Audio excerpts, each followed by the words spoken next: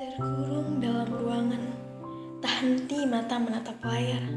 Mungkin cukup lelah ya, di masa seperti ini cobaan terus menerpa.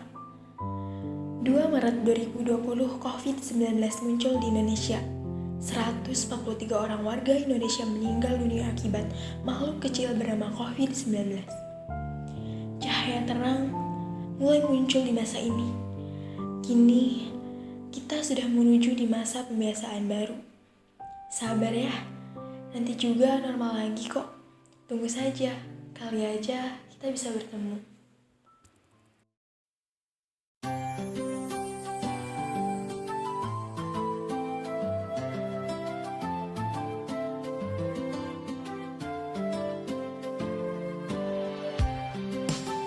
Halo semuanya, gimana nih kabarnya? Semoga sehat selalu ya semuanya. Nah, ada pepatah, tak kenal maka tak aruf dong. Tak sayang kali ah. Iya, tak kenal maka tak sayang. Ayo berkenalan lebih dekat dengan kita. Halo, aku Jembar Mugia Bagja. Aku Nisa Amalia.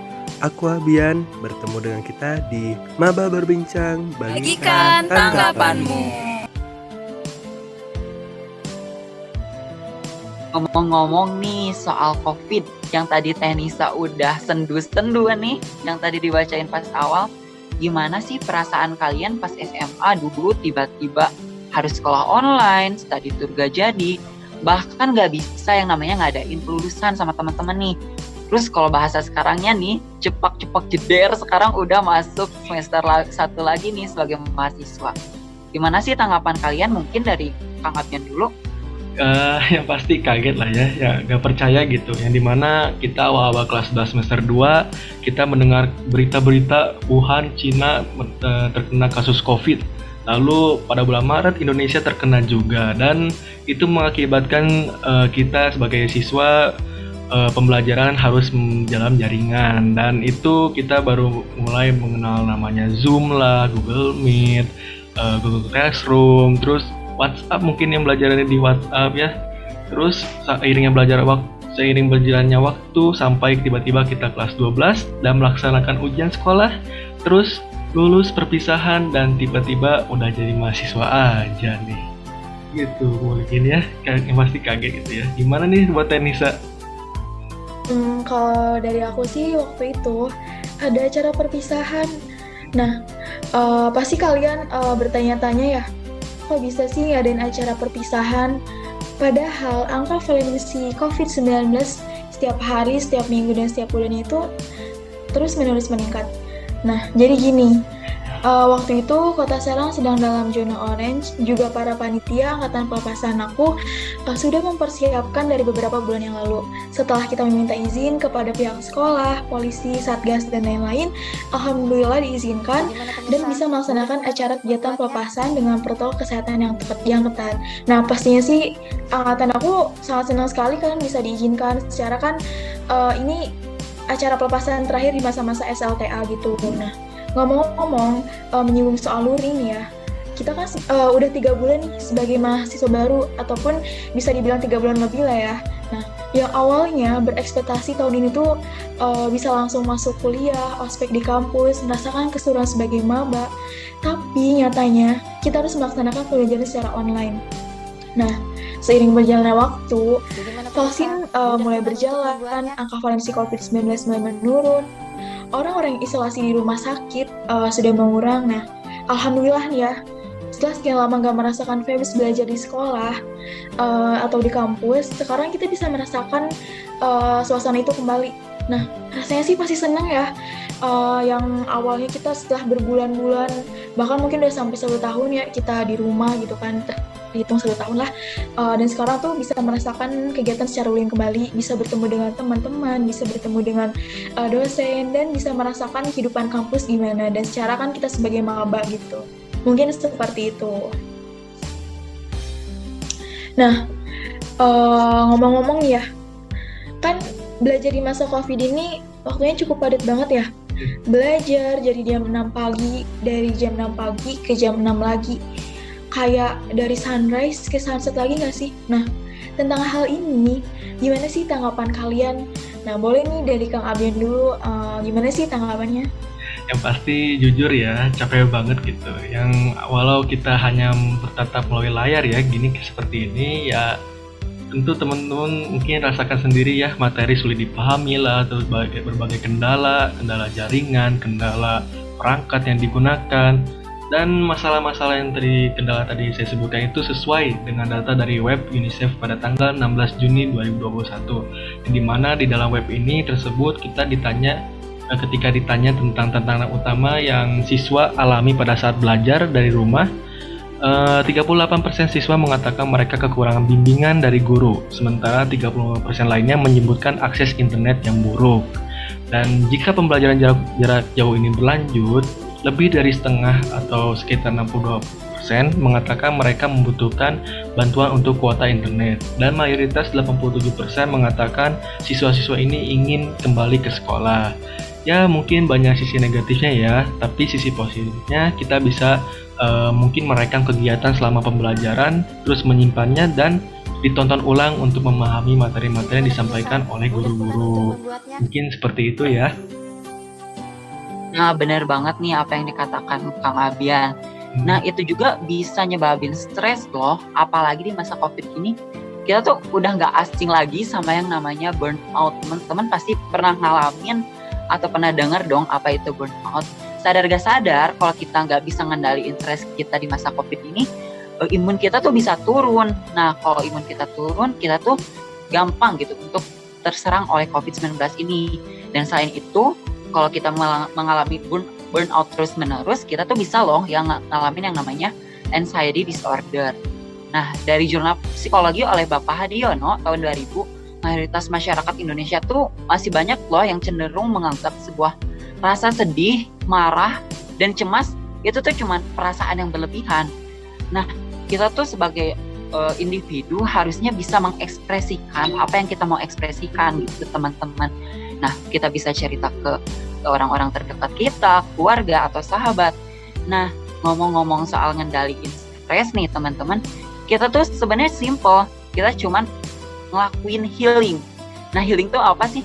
Healing tuh cuman ngelakuin hal yang kalian suka. Contohnya, kalian lagi penat-penatnya nih di dalam kos atau di dalam kamar. Nih, jalan-jalan pergi ke warung aja itu udah jadi healing. Kalian suka nyanyi, kalian tinggal karaokean itu udah jadi healing. Atau kalian mungkin yang senang nonton drakor nih, kayak drama, itu juga udah jadi healing loh teman-teman. Nih, jadi pokoknya kalian tuh jangan terlalu jahat tuh sama diri kalian sendiri. Yuk banyak-banyak terima kasih sama diri kita sendiri dan mengapresiasi kepada diri kita. Nih, karena udah sekuat ini loh kita ngadepin masa COVID-19 yang tentunya nggak gampang banget nih untuk ngadepinnya dan sangat berat ya. Nah, selain itu, benar banget nih tadi yang dikatakan Kang Jembar ya. Nah, ada juga nih pencegahannya. Kita tuh harus mencegah dan menekankan pentingnya menjaga keseimbangan hidup, menjaga tubuh juga, dan imun kita juga harus terjaga. Nah, butuh pengelolaan waktu yang baik, kapan kita harus bekerja, dan mengerjakan hal yang lainnya. Kita harus memanage waktu yang sebaik mungkin. Selain itu, kemampuan mengelola stres pun menjadi hal yang paling penting. Selain itu, kita harus mengubah gaya hidup, atur olahraga, atur pola makan juga untuk mengelola stres kita. Dengan demikian, kita bisa mengurangi burnout, karena jika terjadi secara berlebihan, mengembalikan ke awal itu sangat sulit. Lebih badan pepatah pun pernah bilang lebih baik mencegah daripada mengobati. Mungkin seperti itu. Pokoknya ya, buat teman-teman yang sekarang dapat kesempatan masih bisa belajar di bangku sekolah maupun kuliah, manfaatkan kesempatan itu. Karena gak semua orang loh bisa dapat kesempatan buat belajar di bangku sekolah ataupun kuliah ini. Dan ada satu kalimat mungkin ya teman-teman dari acara yang pernah saya ikuti, atau kalimat motivasi bisa dibilang. Kalimatnya seperti ini. Jangan fokus untuk menggapai mimpi teman-teman, tapi fokuslah untuk melampaui mimpi teman-teman itu. Nah, seperti itu mungkin ya kata-kata motivasinya. Ya, tapi mungkin dari sekian tadi banyak kabar-kabar yang mungkin tidak baik ya. Jadi sekarang ada kabar-kabar baik ini sekarang ya. Di data kemenkes.co.id per tanggal 15 Oktober 2021 pukul 12 Total vaksinasi dosis 1 sudah mencapai 105.464.686 orang, atau kalau dipersenkan itu sekitar 50,64%. Dari total sasaran yaitu sebanyak 208.265.720 orang. Sementara vaksinasi dosis 2 sudah mencapai 61.367.055 orang, atau kalau dipersenkan itu 29,48%. Nah, itu kabar baiknya loh. Ngomong-ngomong, kok bisa dikatakan kabar baik sih? Kenapa ya? Kenapa bisa dikatakan baik? Kabar baik karena tujuan dari vaksinasi ini kan sendiri bisa menciptakan herd immunity atau kekebalan komunitas, yang dimana ini bisa mencegah gejala berat dari COVID-19 dan menekan laju penularan COVID-19. Nah, manfaat dari vaksin itu sudah kita bisa rasakan akhir-akhir ini loh. Nah, manfaat dari vaksin ini buktinya apa sih? Nah, buktinya apa? Kita bisa lihat dari tren kasus harian yang diunggah di website Kemenkes sudah mengalami penurunan kasus yang kisarannya mungkin sudah di angka ratusan loh ya. Yang dimana sebelumnya yang seperti kita tahu pada bulan Juli, Agustus, lagi ngeri-ngerinya tuh ya kasus harian COVID-nya. Bahkan bisa menembus angka 57.664 kasus per tanggal 14 Juli 2021. Dan Indonesia berada di peringkat 2 di dunia dengan catatan kasus harian terbanyak setelah Brazil. Data ini menurut katadata.co.id. Ya, pokoknya alhamdulillah ya, dengan tren kasus harian yang dimana sudah mulai jadi ratusan dan menurun, jadi PPKM bisa diperlonggar, zona level di masing-masing wilayah sudah mulai turun, dan semua sektor mungkin bisa bangkit kembali dan pulih kembali. Ya, semoga aja pandemi ini bisa cepat berlalu, segala aktivitas bisa normal kembali, dan tentu kita semua sehat selalu. Amin. Amin. Nah, iya setuju banget nih apa yang kata Kang Abian tadi. Mudah-mudahan pandemi ini bisa cepat berlalu dan semoga semua aktivitas bisa normal kembali dan kita bisa merasakan apa ya seperti dulu gitu kan, bisa keluar sepuasnya dan mudah-mudahan juga kita sehat selalu. Amin. Nah, di samping itu, semoga kita tuh sehatnya tuh lahir dan batin ya. Karena apa yang tadi udah dikatakan, dengan imun yang baik, kita bakal aman. Nah, jangan lupa nih teman-teman untuk selalu bersikap baik sama diri sendiri, supaya kita bisa baik sama semua orang, dan kita bisa selalu sehat. Nah, gak kerasa ya teman-teman, udah beberapa menit nih kita nemenin kalian. Semoga podcast ini ada manfaatnya ya buat kalian, dan mohon maaf bila banyak kesalahan dalam podcast ini. Aku Jembar. Dan aku Nisa. Dan aku Abian. Sampai jumpa di podcast selanjutnya. See See you. you. See you.